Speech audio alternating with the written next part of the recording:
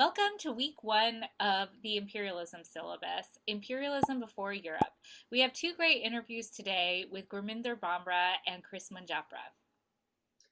And this week, we're also looking at a few different themes that were in the Imperialism syllabus online, and as you'll see, come out in the conversations. So we're interested this week in thinking about how imperialism, we might say after Columbus, is distinctive from imperialism before 1492. We also have some discussion this week about personal location, continuing that kind of inventory idea that Radhika and I talked about in our introductory episode.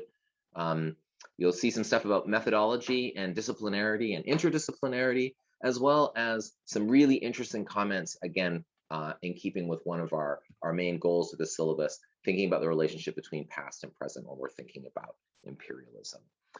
So Radhika, I was hoping that you could say a little bit more on this question in particular about what makes modern empire distinct. And maybe you could locate yourself a little bit while you do that.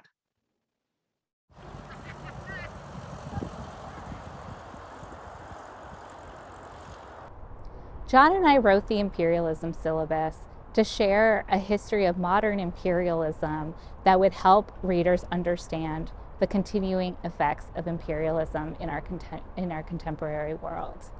We chose to focus on modern imperialism, but the first week of our syllabus is called Imperialism Before Europe. And that's in order to set up what makes modern imperialism different from previous imperialisms. And our conversations today are going to be both about what's modern about empire, as well as what makes empires empires. Today we live in a world of nation states, which presume territorial sovereignty and which depend upon an idea, at least, of equality among citizens. Empires are different, both because they're composed of different territories with different sovereign arrangements, as well as composed of populations which are deemed different from each other, both in terms of cultures, languages, political systems, and rights. I'm standing today on the northern banks of the Columbia River near my home of Portland, Oregon, which is just on the southern side. And I'm here today because this is the site of Fort Vancouver, which was the first Euro-American settlement and was founded in 1825.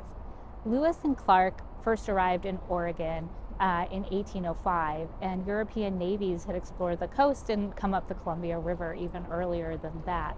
But Fort Vancouver became the first permanent site of Euro-American settlement here in this western part of North America. Fort Vancouver was the westernmost outpost of the Hudson's Bay Company, which primarily traded European manufactured goods and supplies for beaver pelts. The demand for beaver skins for coats and hats had decimated beaver populations in Europe and also in eastern North America by the early 19th century when Fort Vancouver was built. Fort Vancouver allowed the Hudson's Bay Company to purchase beaver pelts from as far north as Sitka and what is today Alaska, and as far south as Yerba Buena, what is today San Francisco. From here, they traveled overland to Hudson Factory on Hudson's Bay, York Factory on Hudson's Bay. From there, they were shipped to Europe and China. Fort Vancouver was not only a commercial trading post, it was also a military site, and it helped the British establish claims to the lands north of the Columbia River. But officials at Fort Vancouver also helped U.S. settlers who began arriving in these areas in the 1830s. They helped settlers found Oregon City and eventually Portland. What began as a commercial site for the Hudson's Bay Company ironically helped the U.S. claim this land as its own. Employees of the Hudson's Bay Company were French Canadian and Métis, English and Scottish, and also Haudenosaunee and Cree and Native Hawaiian. Here they traded with Chinookan and Salishan language speakers whose traditional homelands these were, but also the multiple peoples who came to trade on the Columbia River, who had long found it to be a site of trade and connection. Hudson's Bay Company and Fort Vancouver illustrate many dynamics of modern imperialism. namely the interrelation of commercial, military, and political dynamics, and of the ways in which indigenous peoples were incorporated into imperial networks. And of course, the dispossession and violence that characterized settler colonialism in North America. We might say that modern imperialism begins with Columbus's voyage in 1492. But what Columbus did was not necessarily new. He was expanding a set of dynamics that already existed in the Mediterranean by looking for new ways to undercut the merchants who controlled trade between Asia and Europe. In also pointing to 1492 as a beginning, we're not saying that the dispossession and genocide that followed was inevitable. Rather, it instead marked a new dynamic as the Americas were incorporated into an already existing world system. To say that modern imperialism was inevitable after 1492 erases the histories of struggle and contestation that have always shaped imperialism. In the 18th century, European thinkers began theorizing why their economic, political, and social formations were distinct from the past. Modern became an adjective that described what was new about their times, but it wasn't just a temporal descriptor. It also created a way of distinguishing between European societies and the societies they encountered through colonialism. And so if we think seriously about what makes modern distinct, we see that it's also an artifact of empire, as Europeans tried to distinguish themselves from the people that they encountered and create justifications about why ruling over other populations was necessary. When we think about what's distinctive about modern imperialism, we see that in its particular dynamics, the contingent ways that it emerged, the kinds of contestations that empires had to negotiate and manage, and it gives us resources to thinking about how both modernity and imperialism can be unsettled.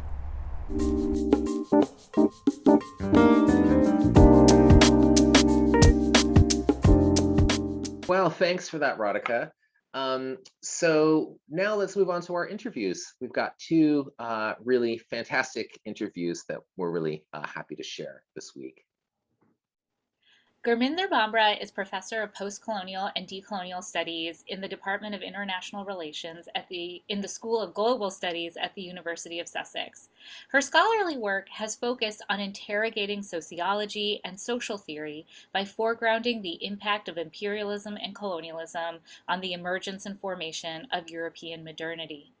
In Connected Sociologies, Professor Bhambra made the case for a global historical sociology, which emphasizes linkages across multiple global sites in the formulation of modernity. In addition to her scholarly works, Professor Bhambra is engaged in public projects that connect the history of colonialism and imperialism to contemporary campaigns for justice. You can find a link to the Connected Sociologies curriculum project in the description below the video. Then after our conversation with Gurminder, we turn to a discussion with Kris Manjapra. Kris is a professor of history and the chair in studies in race, colonialism, and diaspora at Tufts University. He's the author of, at least two and forthcoming. Age of Entanglement is one of his books, German and Indian Intellectuals Across Empire. He's also, of course, the author of Colonialism in Global Perspective, which is the book that we had on the syllabus on week one. And we'll be talking kind of, I guess, most directly about that book in the discussion, as you'll see. But also forthcoming among his many publications, forthcoming and one to really keep an eye out for is Kris's Black Ghost of Empire, The Long Death of Slavery and the Failure of Emancipation, and that's coming out next spring. We hope you enjoy the conversations.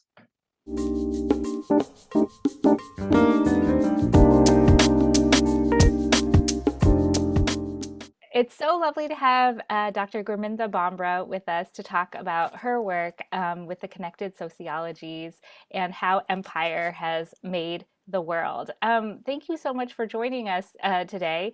And I was wondering if you could start by telling us a little bit about your biography. John and I have talking about taking inventories about how our own biographies and sort of routes through academia or our intellectual journeys have kind of led us to study empire. How did you come to be interested in imperialism?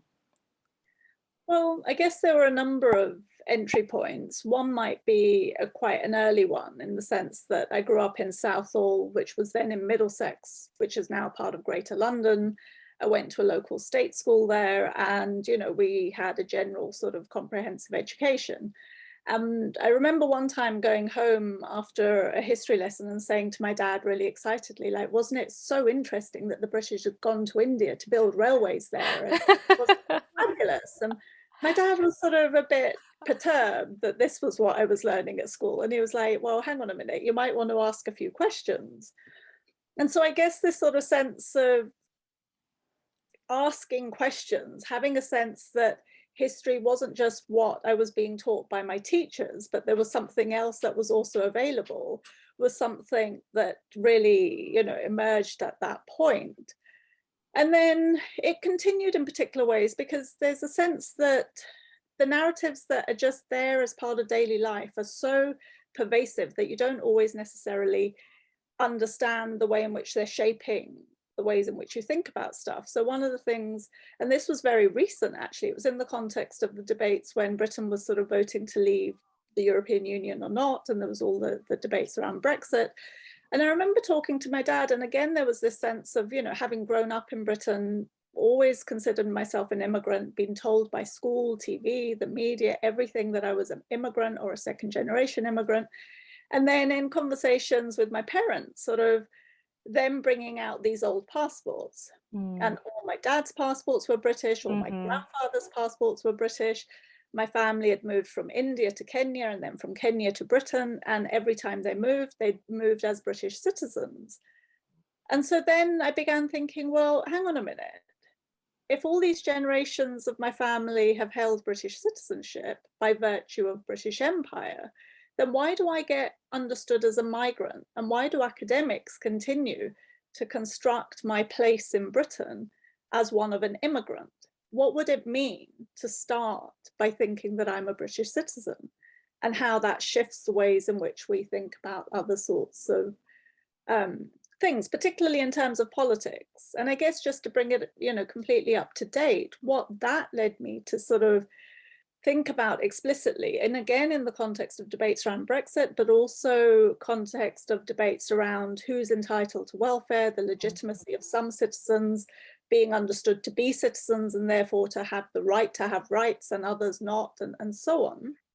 I began looking at the history of the British in India and finding out that not only was there a huge amount of extraction of resources, wealth, etc., but that actually the British government had also instituted income tax in India.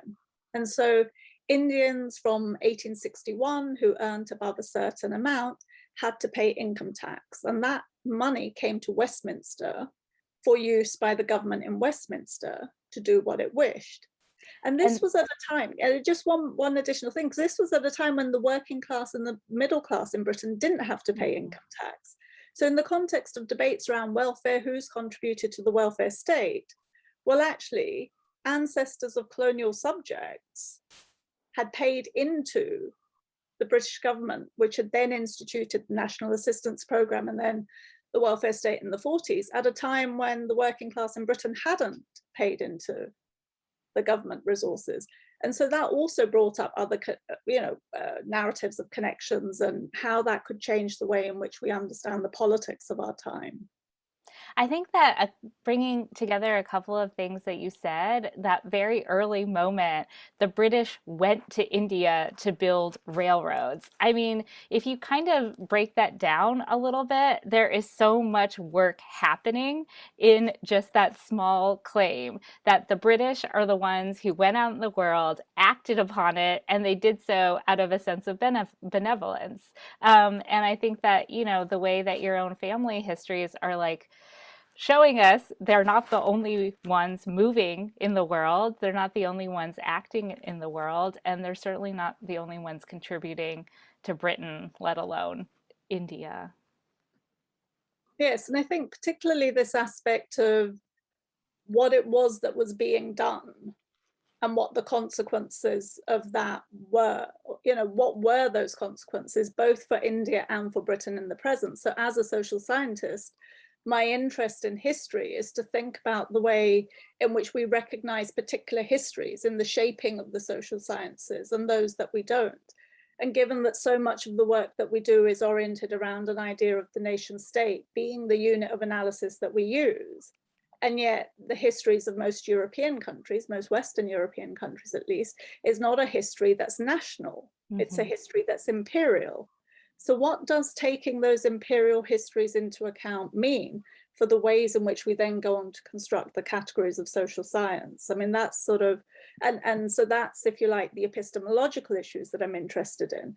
But then there are also political issues that emerge from this around questions of reparations and so on.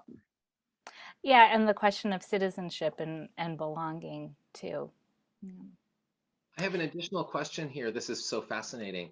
Gurminder, if you'd say a little bit about so you gave us such a nice sense of kind of your own family history and how that led to your own interests, and then sort of fast forwarded up to your more kind of contemporary concerns.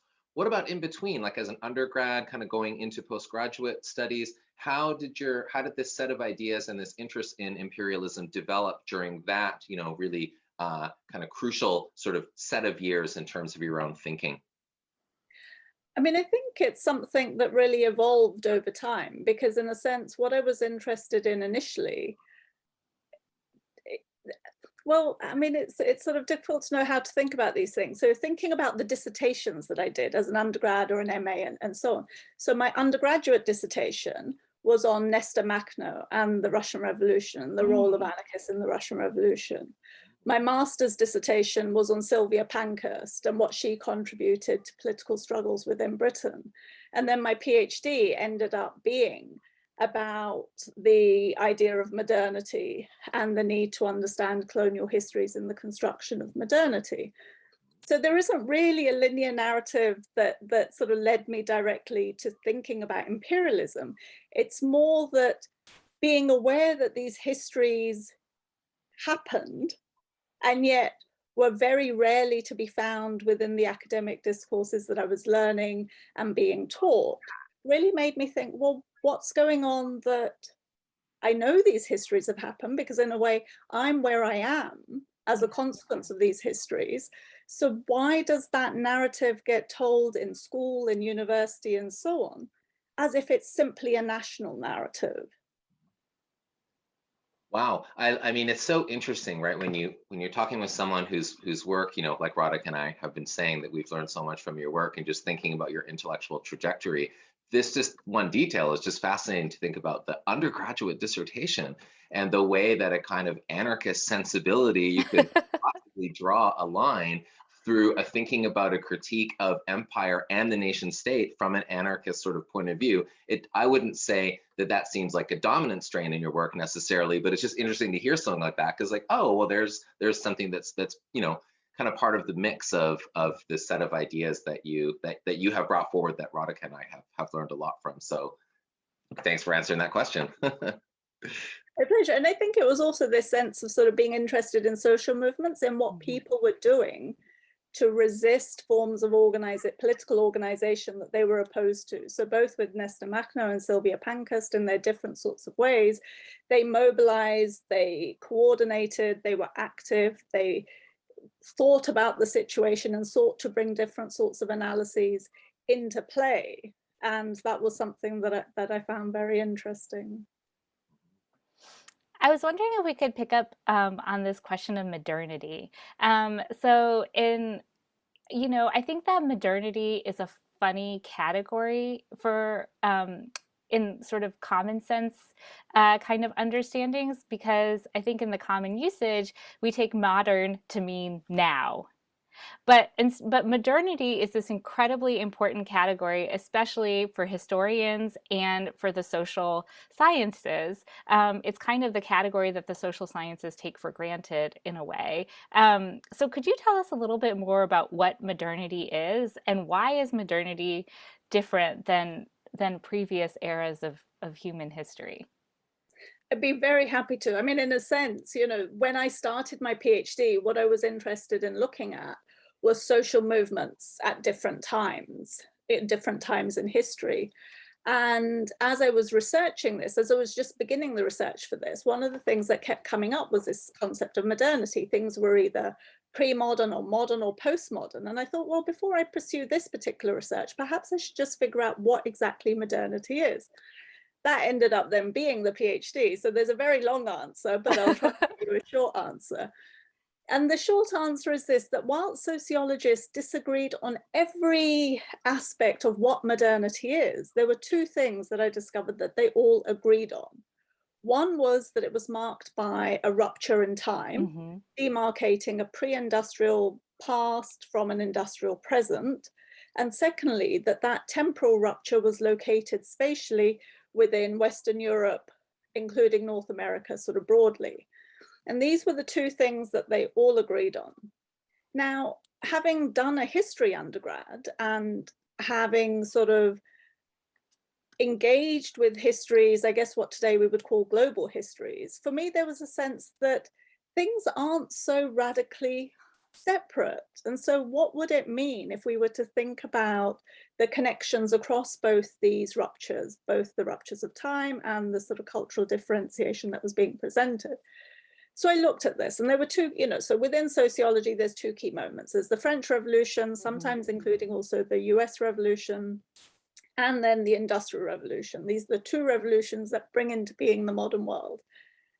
And I thought, well, what is the Industrial Revolution? Where is it located? And in any number of talks that I've done, I ask this question, and invariably people will say, the cotton mills of Manchester, this is the heart of the Industrial Revolution. So I then say, well, cotton isn't a plant that's native to Britain or to Europe.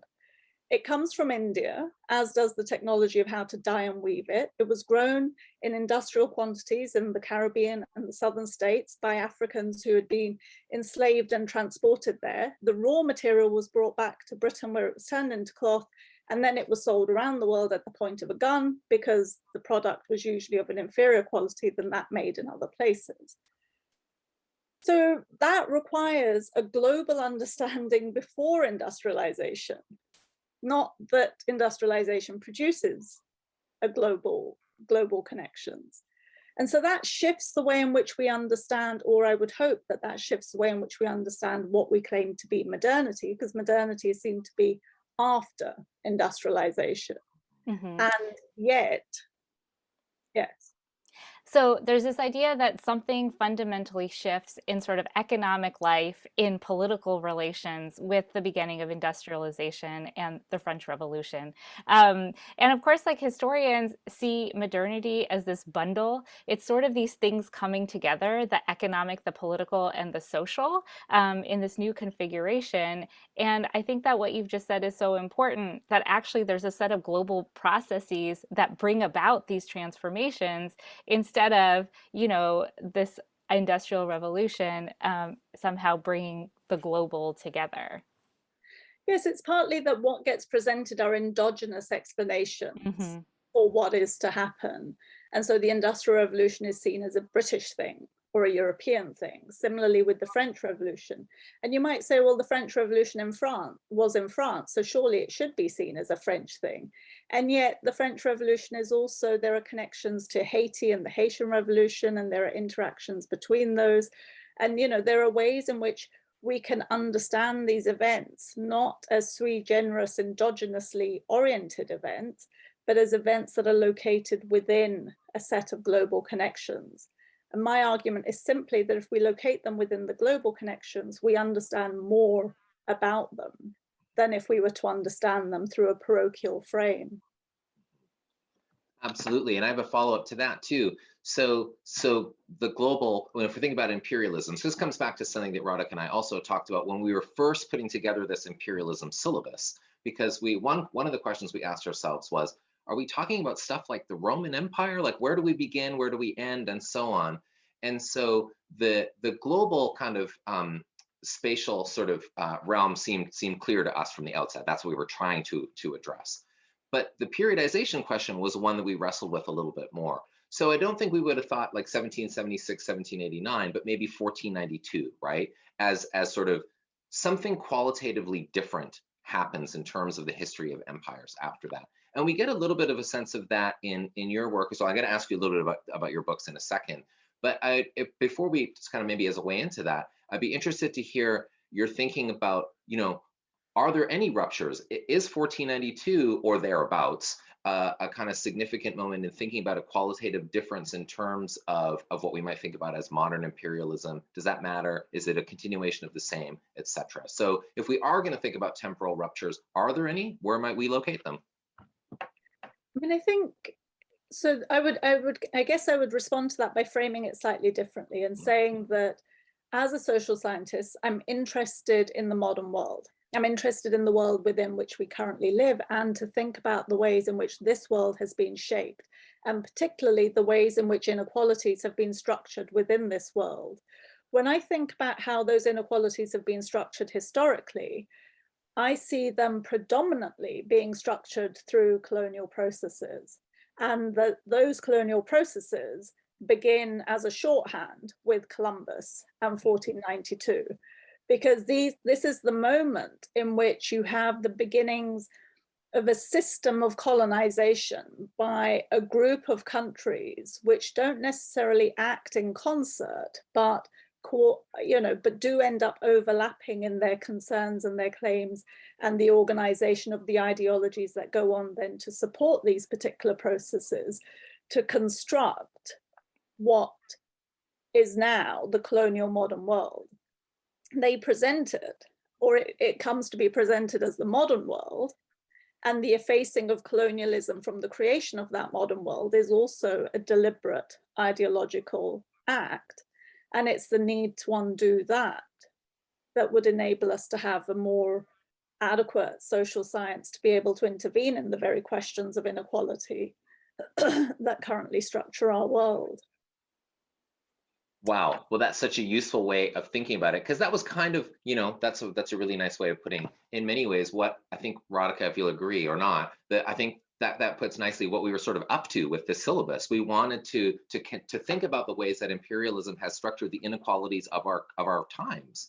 And so for us, very similarly to how you just put it, the project then was to think about this really sort of after Columbus, that this is a qualitatively different sort of thing, and exactly to think about these empires as working, not necessarily in alliance, but in concert, exactly, is a really useful way to think about it.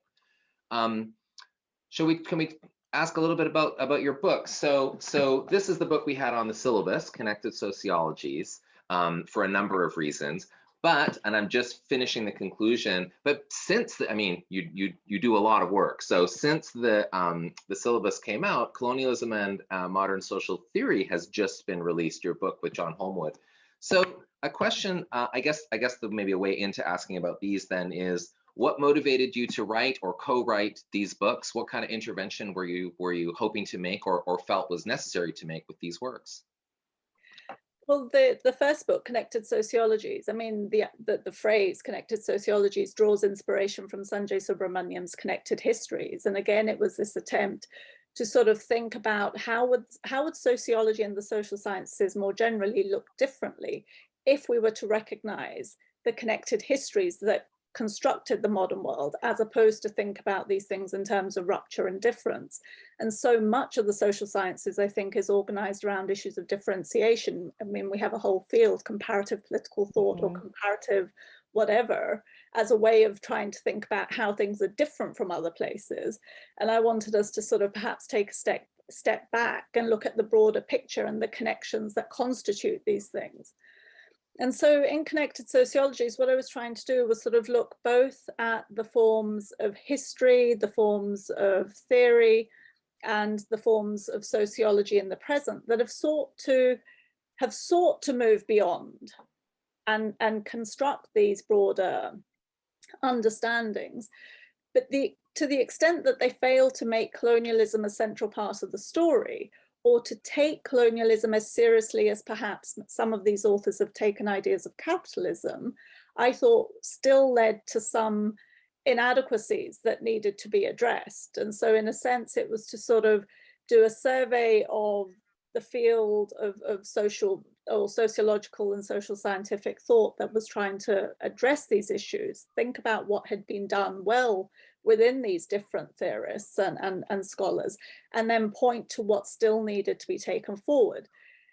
And partly one of the things that I wanted to do also was to bring the work of postcolonial and decolonial theorists into conversation with the social scientists, because I think up until at least my first book, Rethinking Modernity, the way postcolonial theory was very much something that happened in the humanities, maybe influencing history, maybe anthropology, but not sociology.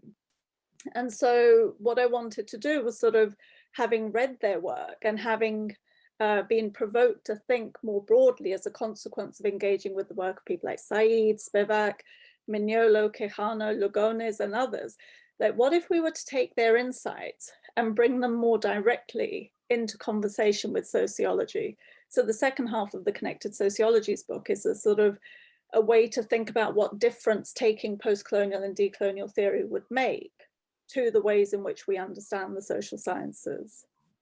What I think is so important about your book is the way that you connect your ideas and your way of bringing these stories together to the work of past scholars. I think so many people who work on topics of imperialism and colonialism feel like there have been people who have saying this for a long time and still it hasn't really taken a hold. So I was wondering, like, how do you kind of deal with the fact that some people have been talking about imperialism and colonialism for a long time, and you're just kind of bringing these conversations out in hopefully ways that can have more purchase?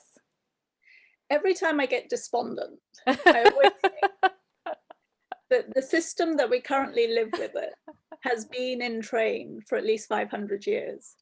And the ways in which we think have been associated with those systems of dominance.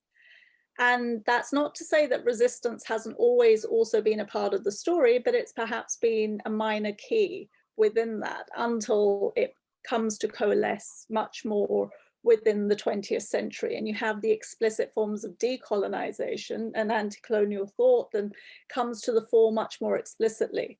But still, in comparison to 500 years of colonial thought, this period of a consolidated response to that is still very much a work in progress. And the structures or the institutions that reproduce knowledge have been oriented to reproducing a particular form of knowledge. And so it's no accident that it's when women entered the academy in greater numbers that you had the emergence and the consolidation and amplification of feminist ideas, for example. Similarly, as people from formerly colonized countries started entering institutions of learning within the former colonizing countries, that you began to get a critique of dominant narratives, which previously had just been, oh, well, that's just normal. And then you begin to have this critique. And that's only really been going on for the last 50, 60, 70 years. And so there's still work that needs to be done. And we can contribute to those sorts of shifts.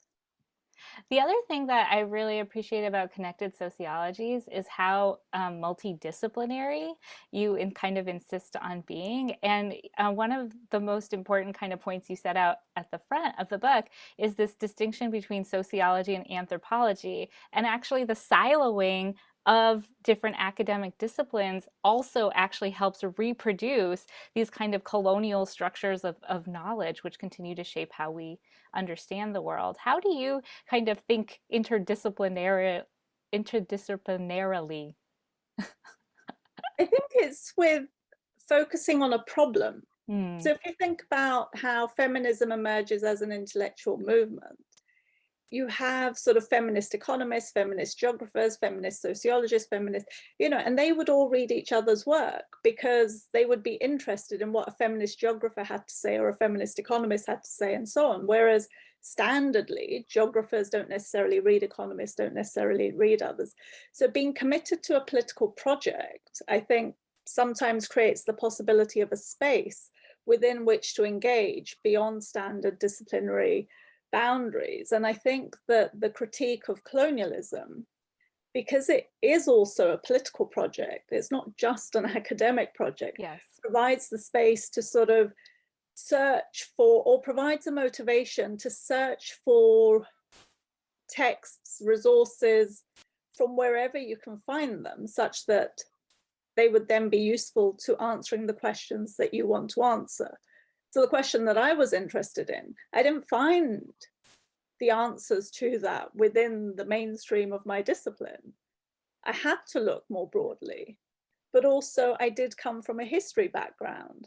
So moving into social and political thought and being interested in the relationship between history and social science meant that all of this was my field. I didn't feel nervous about going beyond my disciplinary boundaries because I was interested in the processes of knowledge production. And this really resonated for us in terms of, again, the imperialism syllabus, because this is with connected sociologies, it's a work that surveys so much. So, and it gathers, of course, the connectedness as is the sort of point. It gathers so much together, but very much with a purpose. There are sociological surveys, the point of which is to survey the sociology, Raymond Aron and others earlier have done this kind of thing, but this obviously, again, connected very much with what we were doing, because this is in service of an idea of surveying to reveal the centrality of colonialism to modern thought and the modern world, which in some ways leads me into, I just want to ask a question about, and this is another thing with the syllabus, as you can imagine, we struggled to, there were works that were like, hey, we know where this goes. This is week one. We've got this. And then there was quite a bit of discussion between us around like having much more work than we possibly could fit in, just that's how it goes. But another thing that we like is how, and this is why we're doing these videos and these conversations as well, is to think about the ways that the conversation can continue. So work like colonialism and modern social theory, which isn't on the syllabus, but now here we're able to talk about it and connect it in.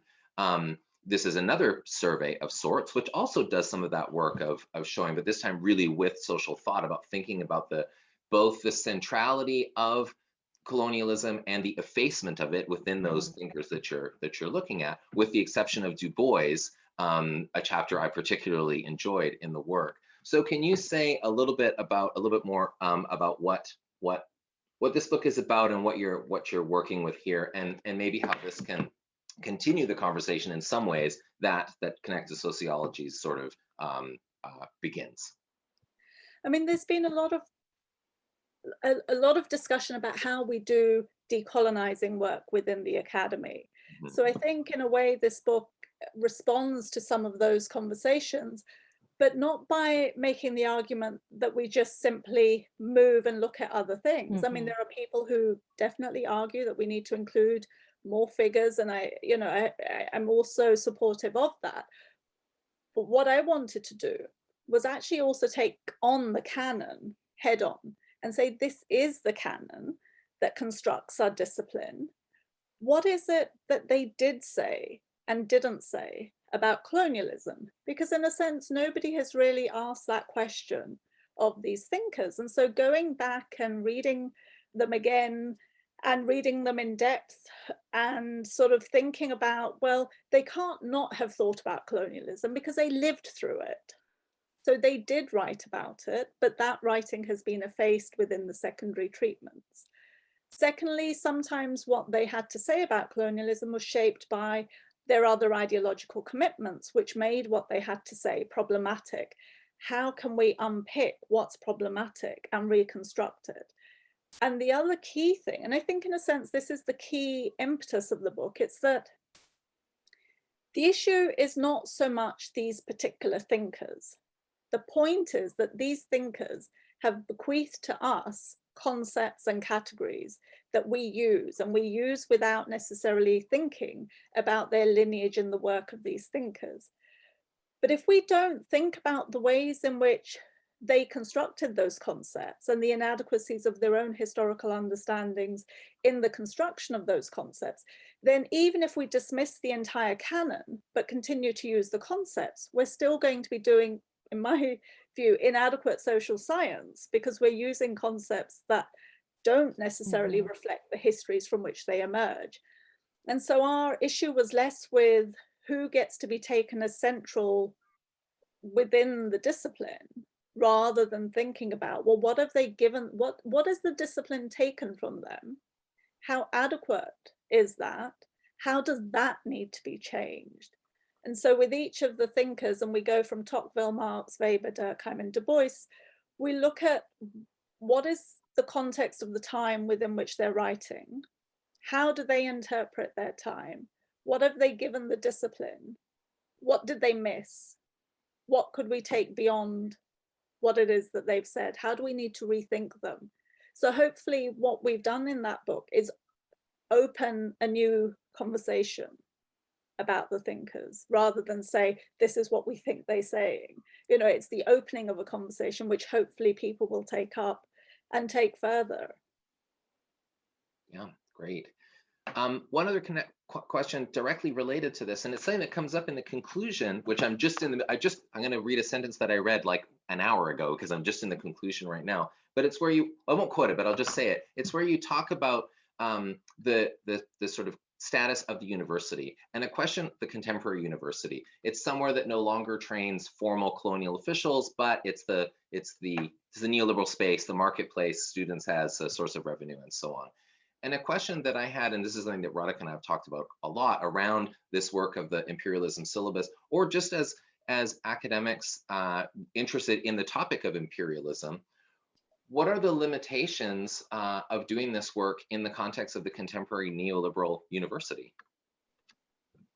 I mean, well, there's a paradox in a way, because it's the contemporary neoliberal university that's also made the space for a decolonized curriculum. And so this work wasn't happening to the extent that it currently is in the public university, which, you know, died probably in 2010. And so there's something that we need to grapple with in relation to that. I think that the university constitutes a space which can be made and remade, thought and rethought. And we have to be aware of its institutional organization, and particularly now its marketized position, in terms of the way in which universities have now come to reproduce inequalities, to the extent that for a brief moment, at least from in the post-war period, the public university was oriented towards the amelioration of social inequalities. And so taking that seriously, but also recognizing that that public university didn't take colonial issues around racial inequality as seriously as perhaps they've been made to be visible in the present. These are questions that we need to interrogate. I think one last thing that I would want to say in relation to this is that the work that the imperialism syllabus is doing and related initiatives are doing, these sorts of things also happen beyond the university. And there are a lot of initiatives that occur beyond the university. So I have never argued that knowledge is only ever produced in a university, but I do argue that the university is an institution that amplifies and validates knowledge. And so to have that knowledge enter the university and be produced and reproduced within the university amplifies what the arguments are. It doesn't necessarily simply create it, because it's created in lots of spaces. So I think the university is an important locus for this work. And we should recognize the debts we owe to those beyond the university who are also doing this work. Indeed. Okay, Radhika, I've been asking quite a few questions. I think we both have many questions to ask you, but I'll see if Radhika has another one at this point. Well, it was kind of building off what you just said about the relationship of the university, or those of us who are located in academia, to wider publics. And could you tell us a little bit about the Connected Sociologies curriculum project? So Connected Sociologies isn't just a book, it's now a site that's hosting these amazing videos. Can you tell us about how the curriculum project came about and why you wanted to kind of put Connected Sociologies out into the world?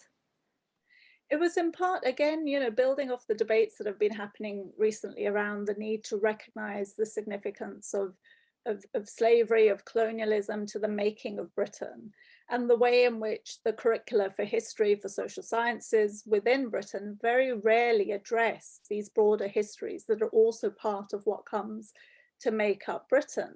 And it was also an attempt, and because I think there is another silo that emerges that's not just a disciplinary silo, but a silo between people who look at the transatlantic world and think about the relationships that connect Britain to the Americas, the Caribbean, and Africa, and then people who look at the Indian Ocean world and the connections between Britain eastwards towards that geographical area, and thinking that actually you can't understand what Britain is without connecting the two. So Britain isn't formed only in the triangular trade, it's also formed in the East India trade. And both of those trades inflict horrific consequences on the populations that are subdued, oppressed, coerced to work, enslaved, and indentured, in ways that need to be understood, again, within a connected frame. So it was an attempt to sort of make that broader global imperial context of Britain be available on the same page, because some of the work that's being done within this general rubric can devolve into a form of particular sorts of claims that are very specific. And so I wanted to have a general frame within which we could think about these sorts of issues. And yes, and to make it all, just to make it all free and available and open access and collaborative. So we have lots of academics who've very kindly given of their time to produce these resources for free, and the Sociological Review Foundation, which has funded the possibility of having the site. It's such an amazing resource. And so I guess I just wanted to ask briefly about the importance of these public projects right now. It seems like people are really hungry in Britain and the US for reading, for things to read. And it seems like as academics who write syllabuses and books, we have ways of organizing knowledge to try to put it together in a way that's presentable. Or what kind of possibilities do you think these public conversations about imperialism hold in this moment? Or what makes you hopeful about these projects? Well, again, I think they're part of a long history. So there have always been book clubs. There have always been, people getting together to understand the world, people reading newspapers in public libraries and then discussing them. And, every moment that there's possibilities of sociability, part of the sociability is also an attempt to sort of understand who we are, where we are, and why we've got there. And these sorts of things you can find across cultures and across time. So and I think that the electronic versions that we have are contemporary iterations of those earlier sorts of projects. And I think that their importance is that they provide a counter, they provide a space that enables people to find other knowledges, other understandings, other people with whom to discuss things that take us beyond a focus on ourselves that can be internal and again parochial, to think about, well, if we were to come together around our shared interests, what more could we do? And how could we expand this? Because this is work that's outward facing. It's not about getting the exact right interpretation of this particular reading of X. It's how, by reading this, can we transform the conditions within which we live? What would it take? And it actually takes all of us. Thank you so much for taking the time to speak with us today on your projects and the importance of continuing to talk about imperialism and colonialism. Very much so. Thank you so much. Thank you for inviting me.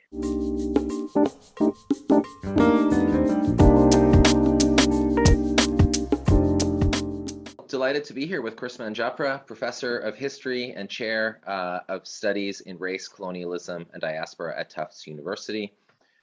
Kris has written on a broad array of topics. He has an earlier book on German and Indian intellectuals and from the late 19th century to mid 20th century, and entanglements between nationalist and anti-colonial thought in quite a transnational frame. He's got some new forthcoming work that we hope to talk a little bit about slavery and reparations. But we're mostly here to talk about the book that we selected from Kris's work, Colonialism in Global Perspective, that we put, in fact, which is the very first entry in our imperialism syllabus that Radhika and I put together. I'll just say one thing as we start. Radhika and I had been already working on the imperialism syllabus for quite a while before your book came out, Kris, in 2020. And when I read this book, we were in the kind of final stages of putting everything together, and just thought, wow, this book is really trying to do within a book format, something quite similar. It's just kind of remarkable. And I learned so much from it. Just like, okay, wow, and it came at such a good time. It was like, right, this really helps to systematize kind of what we're doing here, or what we might hope to do, given the range and and at the same time the systematic way that you bring together a number of topics. So, Kris, as we've asked other guests, and will ask guests as we start to put together this video articulation of the imperialism syllabus here with episode 1, I wanted to start by asking you, how did your biography and intellectual journey lead you to the study of imperialism in the first place? Great. Thank you, John. And it's a real honor to be with you both and to see the development of the syllabus, the imperialism syllabus. My intellectual biography has always been global in the sense of multiply located. And I've always been interested in the relationships between different histories, different qualities of historical experience, and how they, to use a word from a previous book, how they are entangled with each other. So that kind of way of thinking of the global expanse as a kind of webbing, or as a weir, or as a knotted and contorted and warped and almost, fabric in a certain sense of different kinds of histories, has always made sense to me, possibly, because of personal biography, but certainly in terms of how I came to be a historian. My interest in Germany, German modernity, South Asia, and South Asian nationalism, and of course, plantation complexes and plantation modernities, especially as they link to the Atlantic. These questions I think are interrelated, and I kind of find it exciting as new questions emerge to reflect on how they oddly connect with the questions that I have been asking, even though they're situated in a different geography, so to speak. Yeah. Great. So thank you, and that's really useful to get that kind of background of your way into the topic, and that makes sense too. Again, given the transnational scope of this book that we're talking about in particular here today. And I wanted to ask you the classic historian's question of periodization in relation to colonialism and global perspective, because Radhika and I talked about this quite a bit, and particularly in this first week. Empire exists before Columbus, but empire that exists after Columbus, we might say, is qualitatively different. That's certainly the sense I get from your book. But I'd love to hear you say a little bit more about that. What is it? Why didn't your book say more about the Roman Empire, for example, or other kind of ancient manifestations of imperialism? What was it about the last 5 centuries that made you want to, set a kind of significant periodization, something new that happens in I guess we might say early modern and modern times? Yeah, good. I think a way into that question would be to highlight one of the key interests. I would call it a methodological interest in the writing of the book, which is the interest in relational comparison. If I were just to write a book in the comparative mode, then I think it would have made sense to look at the comparison between, let's say, Roman Empire and various early modern empires, and then various modern empires. And there have been some very powerful and excellent books written in that mode. Comparison tends to seek sameness. I think relational comparison is an interest in differentiation and in how differences are tethered together, are connected together. And that interest in relational comparison led me to ask questions around what was different, let's say, from the 1500s onwards than from the empires before. And then from the 1500s onwards, what were the unique characteristics of new emerging imperial formations in the world that shared certain things in common, while also having various kind of distinctions and defining characteristics.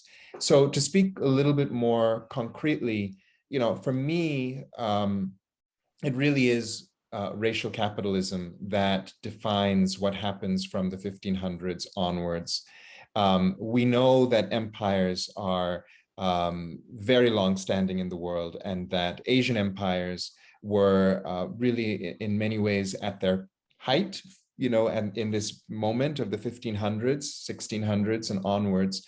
But it's this fledgling, newly emerging form of empire rooted in the dynamics of racial capitalism, rooted in settler colonial conquest of land, and in the merchandization, commodification of human beings in an unprecedented way through racial slavery. This combination in the 1500s spells, exactly as you're saying, John, a transformation of state. So we're no longer dealing with empires that are of the same quality. We have something new emerging that is of a new quality. And those racial capitalist empires, which come to be through this connection across oceans, across the Atlantic, but also the Indian Ocean is part of the story from the start, grow over time into the world that we know today. And so our modern world is still a world based on racial capitalism. And in many ways, it continues to be the illness, the sickness that non-human and human actors are continuing to diagnose for us in this 21st century present that we're living in. I think that what's so important about bringing racial capitalism and colonialism together is that it breaks us out of the national frame in which so much of racial capitalism gets discussed in the US. Could you tell us a little bit more about bringing together these two kind of intellectual genealogies, these two kind of frames of analysis together, racial capitalism and colonialism? Sure. I feel that, Radhika, like you're saying, the ways of thinking about racializing processes in a global or a transnational framework seems so promising and important for our conceptualization today.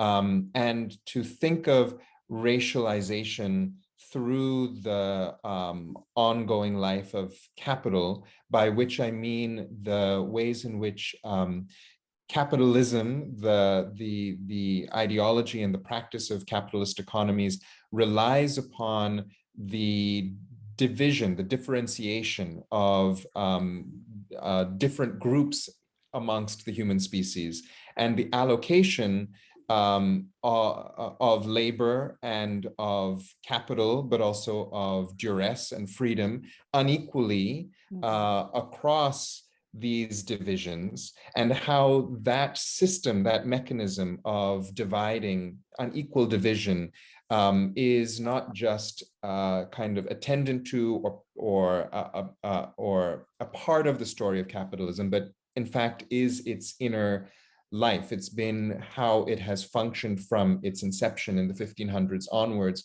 To see that is to see that, in fact, the story of racialization is precisely the story of how different groups globally are being brought into relation together in differentiated ways. It's the connection between differentiated, the differentiated kind of allocations and assignments amongst human communities. And so, in fact, we can't understand racial capitalism. We can't understand race, frankly, unless we take a relational and a comparative approach. So, so to the extent that we can study histories of racial slavery alongside histories of indigenous dispossession, alongside histories of Asian subjection to empire and to forms of carceral transportation and a variety of other forms of racial capitalist assignment. To the extent that we can do that, I think we actually better understand how race is functioning as a global system of unequal allocation and distribution. And I think that that feels like a really powerful way of looking at questions of race, but also questions of global history, as well as ways of diagnosing again some of the real challenges of the 21st century moment that we're in, which I think are problems of racial capitalist exploitation and are being experienced, therefore, differentially by different groups, but in a way that that already speaks to an underlying deep interconnection, an underlying shared, in some sense, deep experience of subjection to racial capitalist orders and regimes. Wow. Go ahead, Radhika. Oh, I think that your point about comparison is such an important one, because I think that most comparative frames lose sight of connection and the connected histories between these sites. There's a way that comparison not only seeks sameness, but it also seeks to say that there's an internally coherent, set of processes that are happening between sites. So like bringing together difference, but the connection between differences. So for instance, indentured labor, slavery, and settler colonialism, these are different things, but they are deeply connected when we think about them from the perspective of racial capitalism and colonialism. That's right. And that deep connection is borne out by history. Yeah. So at a conceptual or theoretical level, the relationality is something we can think through. But if we look at a concrete historical example, I think we see it all there. So for example, if we take the period, let's say we take the year 1807. And this also relates to the book I just finished. But in 1807, we know that this was the moment of the abolition of the slave trade. And what's interesting is that here we have in 1807 the creation of a new kind of labor regime that emerges in and through the abolition, which was called the indentureship of Africans, the creation of this new form of incarcerated bonded labor called African indentureship, which happened to be modeled upon an earlier experiment in indentureship, long-distance indentureship, which of course brought Chinese laborers to Trinidad in 1802. And that was a direct reference. So here we have Asian groups, we have African groups, we have European groups. And when we think about where these laborers were being brought to, places like Trinidad or the Caribbean or the Americas, places that were unceded are the unceded sovereign lands of indigenous people. And we think of that moment of the turn of the 19th century as a moment in which indigenous people exactly in those areas were raising rebellions to expel the settlers, we see that history is already bringing all of these actors together. They already are part of the same story. And so our challenge as historians is to open the aperture of our study so that we see these different historical relations, the ways in which actors are, they are certainly coming out of different histories, but history is also making them converge and come into these very tense kind of conflicts and contestations and interactions and intimacies. And I think that thinking about history in that way seems to be more accurate to me. It seems to get to the truer story, such that, to come back to the 1807 moment, the 1807 moment of the abolition of the slave trade is also a story about the indentureship of Asians, and is also the story about the rebellion of native indigenous peoples, and the story of the reinvention of forms of servitude for African peoples. What happens if we tell history that way? I think it begins to be, it feels to be a truer kind of history to me, one that speaks more to what I understand the world to be like, given that I've, for a long time now, read so many histories where I felt, but that's not half the story. There's so much more going on, right? So, yeah.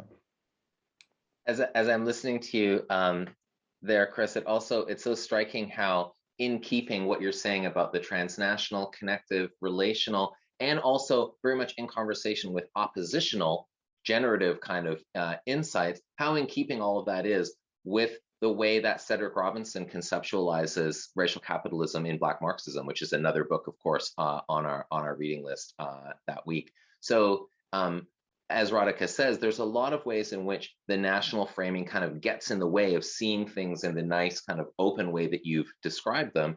And also in some ways, it's a bit of a return to the model that Robinson kind of put forward in Black Marxism, which I think for many of us, though that's not the original coinage, but still it's for many of us, an initial very important way into the concept of racial capitalism. And sort of putting that in the background, my next question for you is kind of a really general question, again, about colonialism in global perspective. Why did you write this book? What was the intervention that you wanted to make? I mean, already given what you've said, I think we could guess, but I'd love to hear you speak directly to that. Why this book at this moment? Yeah, maybe the beating heart of the book is the desire to put histories that are often kept on different shelves, I think artificially, to put those histories between two covers, to stage the entanglement between histories that in fact are already in the world entangled, but that the traditions that we use as historians have, I think for too long, kind of parceled out and kept apart. So that work of tracing the profound entanglements between groups subjected to the processes of racial capitalism, including, of course, groups across Europe. So literally all the groups involved who are engulfed by this racial capitalist and colonial system that I traced through the book. It seemed very exciting to me to want to tell a story that, as you were saying, is open enough. I think that was the word you used. I like that language, to feature or to stage or to spotlight the fact that there are so many different histories which are really at work in the study of colonialism. And something that was important for me in writing this book was also to really play with the dialectic between power and the resistance to power, between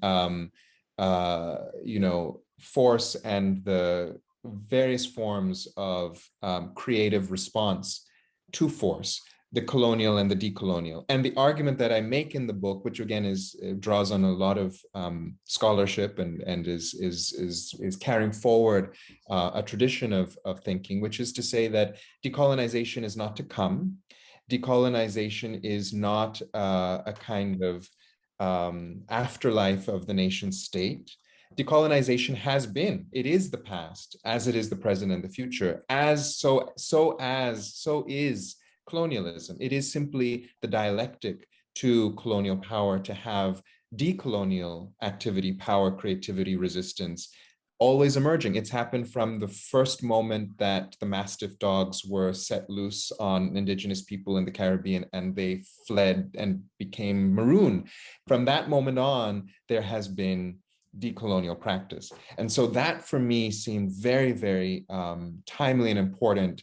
And I think also the times that we're living in, a kind of renewed awareness of the actuality of colonial power in our present, but also of the permanent presence of decolonial activity that is more than equal to it because it has creativity on its side.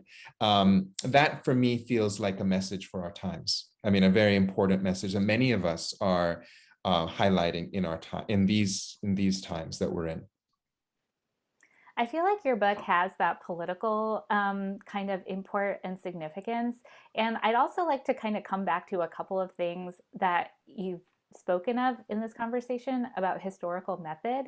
I was very taken with these three kind of suggestions you made for historical inquiry, which was to mat instead of map, to cultivate parallax, and to bear witness. Can you tell us a little bit more about like the significance of finding a different way to do history or to make history meaningful in this moment? Sure, that's a great question, and I've been thinking a lot recently about metaphor and how important metaphor is in the work that we do as historians.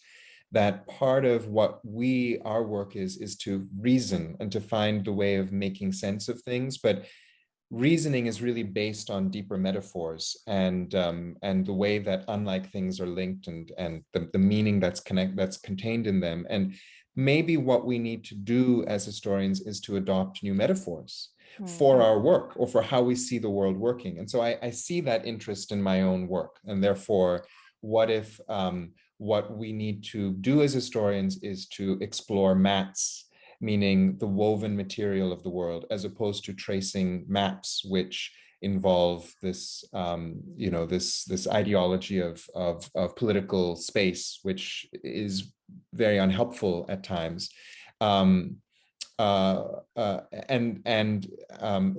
other ways, for example, parallax, which is another key concept in the book, where that comes from is from my appreciation of Shazia Sikandar's work. Shazia Sikandar, who's a Pakistani artist who works with miniature painting, but has a whole installation piece called Parallax. And what I love about what art does and what artists do is they provide us with the new metaphors, I think, that we need. In fact, the idea of the mat as opposed to the map comes from the work of Erna Brodber, a Jamaican novelist. And so the idea of parallax for me is witnessing in a certain sense too, is a way of capturing, that's a metaphor for capturing the perspectival shift that I think historians have the opportunity and also the duty to carry out, to try to effect, for our understanding. Parallax being the idea that, in fact, we need multiple perspectives at once in order to be able to understand where we are in space. It's a term from seafaring. And that idea of developing a parallactic perspective as opposed to a single perspective goes along in the book with, like I was saying, interest in what is the historical experience of indigenous people, African people, Asian people, European people, other groups. What does it mean to try to ask that question in a parallactic way, to see all of these groups as, boats on different seas, but all being guided by a similar constellation, under a similar constellation, for example, of the racial capitalist order. So there's that idea, and then witnessing as a metaphor for what is the, I guess the question is, why do history? Why do we study history? What do we get out of this study? It's not just an understanding of the past, it's not just an understanding of chronologies, it's not even just a kind of ethical imperative to hear the voices of the oppressed, for example, or the silenced. I believe in all of those as important elements, but I wonder, especially in our moment, when we are seeing in so many ways the effects of centuries of racial capitalist disorder and exploitation emerging in ways that that demand our attention. Could it be that the role of the historian is to look as opposed to look away? And what does it do? What role does that play in society? If we can see clearly where things come from, and if we can witness them as they unfold, I do think that opens up new possibilities for the future. So it's almost like there's an ethics of witnessing, but I think that there's a kind of very practical requirement to understand what's going on in order to then figure out what do we do, right? And so I see that as a very exciting mandate for the historian, for historians, for people interested in history, students of history right now, is to be able to see clearly, given how much is happening. I mean, it's a fascinating time. This 21st century is turning out to be extremely fascinating. Yeah. Yeah. And I feel like the witness calls into a very particular kind of relation between past and future. And the historian is sort of the conduit and the one who bears a sense of responsibility between translating the past for people in the future. Yes, yes, yes. I mean, if there's one thing that our profession or practice tells us, maybe the core learning that we have as historians is, of course, that the past is not past, that it is now, and it is also future. And so exactly that I find fascinating. The more we study, in some ways, to be a historian is to study across time and to understand that past, present, future are different, and that we periodize and we don't mix these periods up. But I do think there's a deeper understanding that we get when we see how interconnected these temporalities are, and even the future, in a certain sense, is a place in which the past will always be present, and the future also existed in the past, certainly in terms of how people have imagined their futures and what those imaginings have made possible in terms of where we are today. So I find that kind of interaction between these times to be just something that I wonder about a lot, and I find extremely fascinating. I think we have time for maybe one more topic. John, would you like to ask a last question? Sure. I mean, I have so many, but I will limit it to one. Can you tell us a little bit more about your forthcoming work? We're really excited about this new book. We saw, some of your writing in The Guardian on slavery and reparations. Give us a preview, if you will, about what's coming up for you next year, or what we will get to read from you next year. Oh, well, I'm really excited, very excited that this book is almost, published. It will be out in April 2022.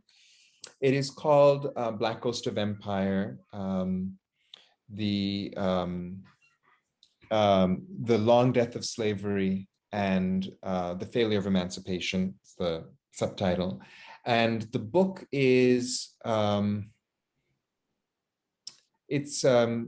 would I say, the basic story of the book is to look at not the fact that slavery ended in a variety of different ways, from the late 1700s all the way, in fact, to the beginning of the 1900s, but rather to ask the question, what were the processes and the policies and the practices that took place in the aftermath of that quote unquote ending?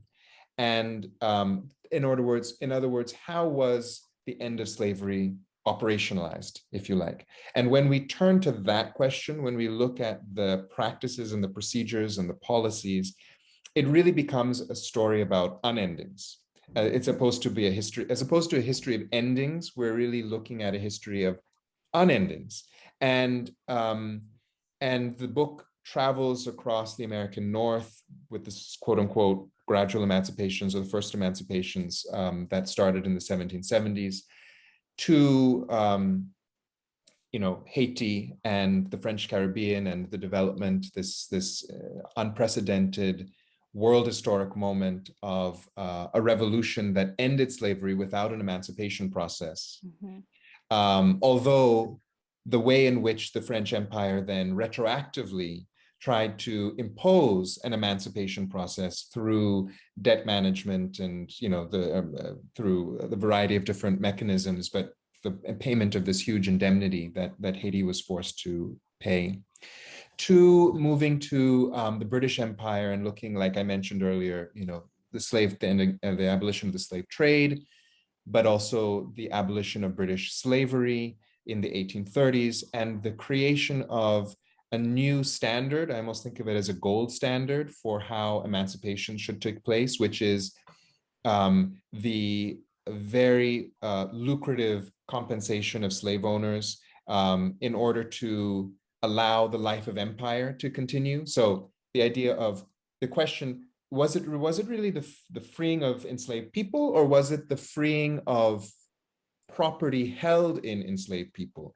Was it the imperative to liquidate the value of the property held in enslaved people and then to redistribute that property, that value into empire for its ongoing expansion? So there's a whole section about this process in the British Empire. Then the book turns to the American South and looks at the Civil War and what I think of as the move from the Civil War to the Dirty War. So Jim Crow being a kind of dirty war that emerges through a collusion, a convergence of law, lawyers, judges, police, but then also everyday violence, as the lynching moment, for example, the lynching moment, the long kind of decades of lynching leading all the way up to the 1950s. And then it concludes, the summary chapter is taking the whole story to Africa and making the point that Africa is not absent, but is always present in the history of plantation slavery and, the ending of slavery, if only because from the very moment when emancipations began back in the 1770s is exactly when the first quote unquote emancipation colonies were being established on the West African coast in Sierra Leone, for example. So Africa has always been involved in that history of emancipation in the Americas that I think we're more familiar with. And then looking at various practices of Pan-Africanism, of Black internationalism, and a host of other modes of redress that African communities have invented for themselves to repeatedly reheal, given that the wounds continue to be inflicted. And then the book is interested beyond redress in this key category of reparations, especially if we reflect on the fact that reparations have been paid in a variety of very nuanced and intricate ways. Reparations have been paid from the moment that slavery ended, but always to the slave owners. What does that mean about, in our current moment, this supposed inability to imagine what reparations could look like to the descendants of the enslaved? That doesn't quite hold water, right? So that's an underlying argument, is to show we know how to pay reparations, and reparations has never been just about a cash transfer. It has been about addressing harm that has been done, remedying harm that has been done. And it's exactly in that spirit that slave owners have received a variety of compensations and reparations and remedies. What is the real block to having the true historical victims receive that kind of justice?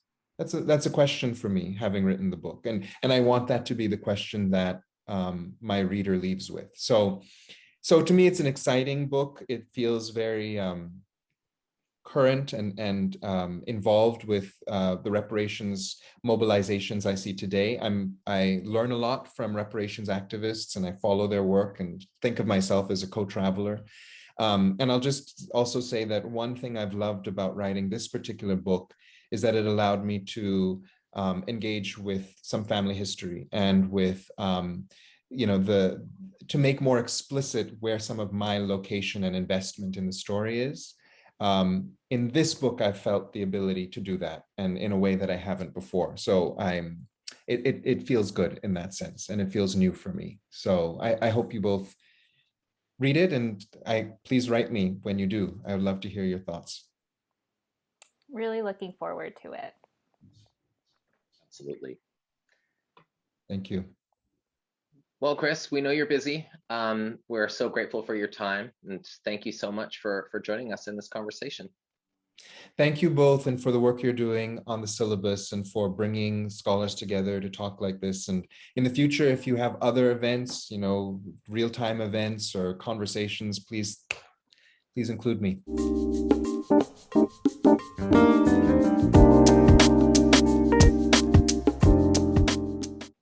This week's conversations focused on what makes modern imperialism different from previous configurations of imperial and colonial power.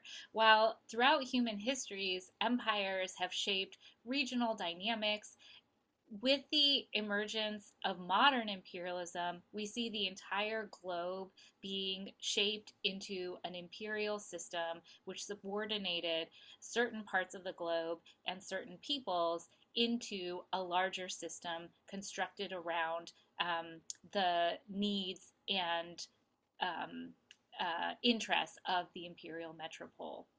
And modern imperialism didn't just emerge as a kind of new way of structuring the globe, it's also an important precondition for our present. And I think both Gurminder and Kris were really emphasizing how this history of modern imperialism continues to impact our present. Indeed. And so next week, we begin looking at a large topic, but also in some ways a more specific topic. And this is what we'll be doing week after week for basically the rest of the syllabus, looking at specific themes. Again, they're large themes, but specific themes within this very broad topic of imperialism. So next week, we'll be looking at settler colonialism, which again, is important for many reasons, and connected to what you were just saying, Radhika, about what makes colonialism in the modern era kind of distinct. What better year than 1492, and what formation does 1492 immediately call to mind, but of course, settler colonialism. So we'll be thinking about that specific kind of colonialism, and then of course, we'll be thinking very much about the relations and connections between settler colonialism and other structuring historical forces. And we should have some very exciting conversation with some guests next time as well. And we look forward to seeing you then. Thank you.